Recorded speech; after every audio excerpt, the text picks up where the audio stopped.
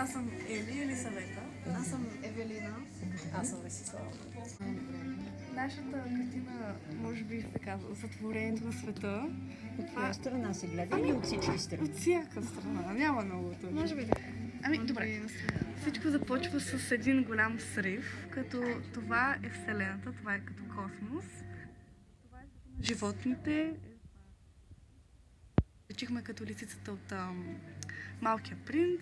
Това трябва да бъде еднорог и това е мечка. Това е света на животните, космоса. Това е света на хората, защото това прилича на кръвоносни съдове и се приличава с нас, хората, и това е природата. И реално всичко се събира в едно, тук по средата, света на животните, света на хората, природата и Вселената. И така се сътворява. Всъщност всичко се сътворява едновременно. Едно и живеем. Всъщност това е сътворението. Това е погледното, да. Кажете животинките. Лисица, Да. мечка и еднорог. Еднорог. Много са интересни, да.